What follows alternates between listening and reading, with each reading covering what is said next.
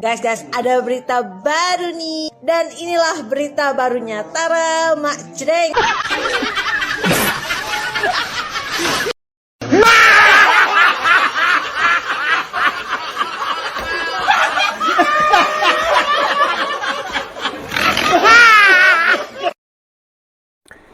Yap, saya setuju jika pemberitaan mengenai tabung gas LPG adalah pengalihan isu agar kasus PIK 2 ataupun kasus pagar laut bisa tertutupi. Karena kita tahu sendiri bahwa kasus ini mengaitkan nama Pak Mulyono, dan itu adalah ancaman yang besar bagi mereka. Nah, makanya keponakan dari Mulyono, yaitu menantunya Anwar Usman sebagai Direktur Pertamina dan juga Bahlil sebagai Menteri SDM, berupaya agar apa yang menjadi isu-isu tentang pagar laut dan juga PIK 2 ini bisa dialihkan ke pemberitaan mengenai tabung gas, agar seluruh rakyat Indonesia tidak lagi berfokus pada kasus PIK 2 ataupun pagar laut, tetapi fokus ke persoalan tabung gas. Nah, sangat licik mereka. Demi menyelamatkan Sanjung Jungang yaitu Mulyono, apapun dilakukan, bahkan rela sampai mengorbankan rakyat Indonesia. Kita tahu sendiri bahwa apa yang menjadi kebijakan Bahlil ini menelan korban seorang ibu rumah tangga meninggal dunia karena capek pada saat melakukan antrian gas LPG.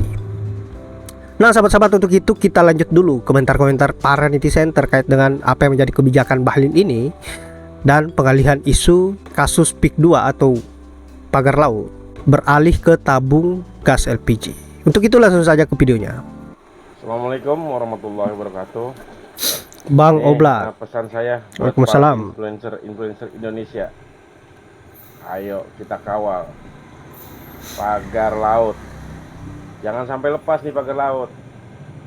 Udah banyak terjadi pengalian isu, jangan sampai lepas untuk menghilangkan kasus pagar laut.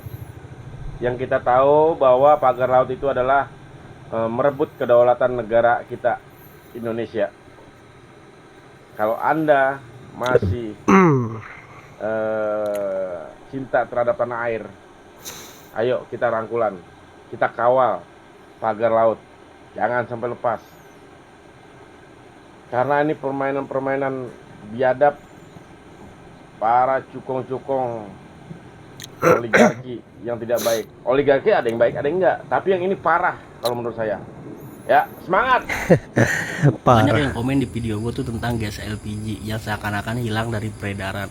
Setelah Bu Sri Mulyani kaget kalau masyarakat itu membeli gas LPG seharga 20.000, padahal harga aslinya 12.000. Tiba-tiba hilang gitu aja gas melon dari peredaran.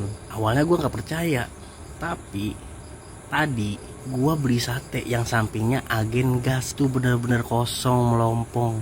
Bahkan banyak orang yang nyari ke situ nggak ada. Dan juga mulai banyak orang-orang yang komen di video gua tentang hilangnya gas LPG di peredaran. Jadi fokus masyarakat kita tidak lagi ke sengketa laut pagar atau PIK 2 bahkan PSN, tapi sedang fokus ke gas LPG yang hilang di peredaran. Ditambah lagi gua lihat video-video Batman, buzzer ya aguan yang disetit oleh kreator-kreator lain, karena gua nggak bisa lihat akun dia karena gua diblokir. Bahkan sampai akun affiliate gua yang non sampai diblokir loh. Saking nggak maunya dia gua ngeliat video-video dia diblokir. 4 buzzer aguan ini sedang menggiring opini ke masalah di luar PIK 2 atau PSN Banten. Ya sama halnya tentang penggundulan hutan, konflik agraria, pokoknya di luar PSN, PIK 2. Gua jadi mikir nih, Pak ini sengaja untuk mengalihkan isu masyarakat kita terhadap apa yang telah terjadi di PIK 2. Sebelumnya ini gua disclaimer, ini opini gua. Karena menurut gua proyek pembakaran laut itu akan terus berlangsung. Cuman kita nunggu kapan waktunya masyarakat tidak terfokuskan lagi kepada hal itu. Nah, mungkin ini saatnya nih sedang digiring opininya ke hal yang lain.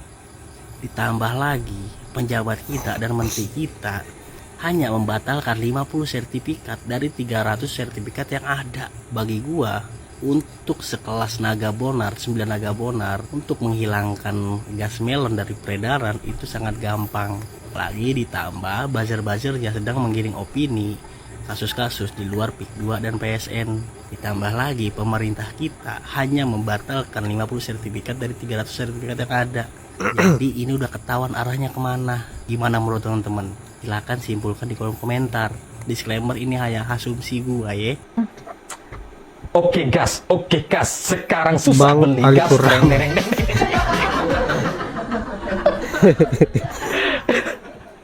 Jadi dari kelangkaan gas yang terjadi sekarang, saya jadi teringat dengan lagu itu gitu. Oke gas. Sekarang susah beli gas.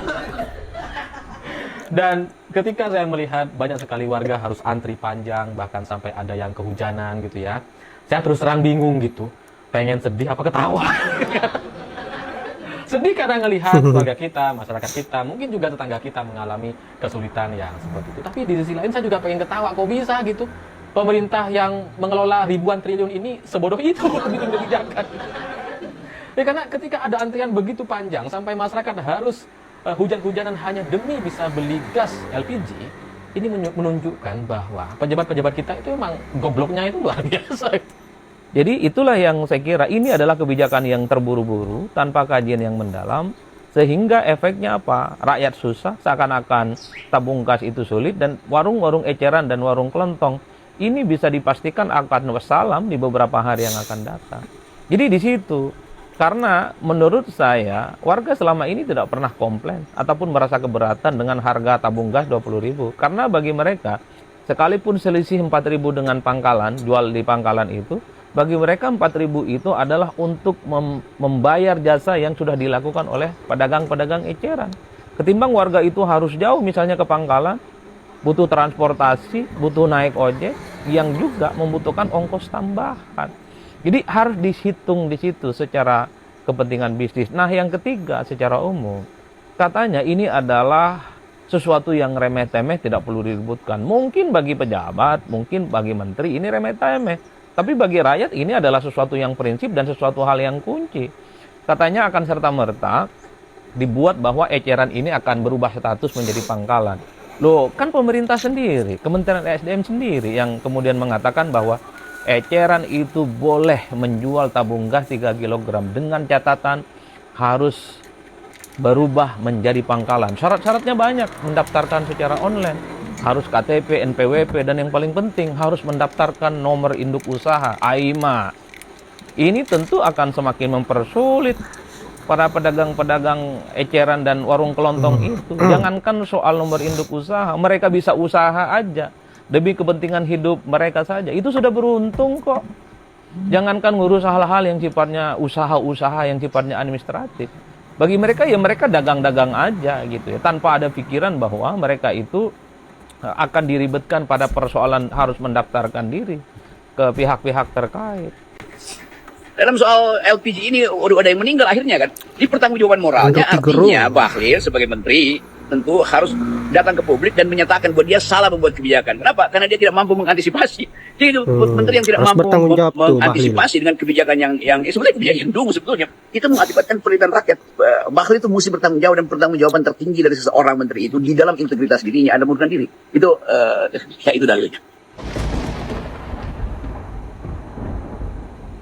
Kepada Bapak Presiden Prabowo Subianto, penamaan Kabinet Merah Putih itu tidak cocok. Dari pengangkatan Gibran Rakabuming Sipu Papa menjadi Wakil Presiden, lalu jenderal yang aktif yang menjadi menteri, setengahnya orang-orang Jokowi ada di kementerian Anda, bergabung di kabinet Anda. Polemik PIK 2 yang di PSN-kan, dan pagar laut yang tidak berkesudahan. Hingga Bahlil yang mempersulit rakyat bersusah payah untuk mendapatkan tabung gas 3 kg dengan antrian yang sangat panjang. Jika Anda tidak berani membersihkan kabinet Anda, polemik demi polemik tidak akan pernah diselesaikan dan muncul polemik-polemik baru. Jadi jika Anda sebagai presiden tidak berani membersihkan kabinet Anda, maka yang layak bukan kabinet merah putih, tapi kabinet campur aduk. Kabinet campur aduk. Campur aduk Mulyono. Jangan cuma dipanggil Pak, tapi dipecat kalau bisa sekalian, di-reshuffle sekalian. Udah makan korban nih, kebijakan yang kayak gini menyengsarakan rakyat. Emang nggak dipikir pakai ini? Emang dia nggak izin sama bapak sebelumnya atau gimana? Kalau nggak izin ke Bapak dengan kebijakan yang udah jelas-jelas menyengsarakan rakyat kayak gini, bahkan ada korban, ini wajib hukumnya kudu dipecat. Udah, kita nggak kekurangan orang pinter. Di Golkar itu juga banyak orang pinter, orang bener. Nggak usah yang beginian, ngapain?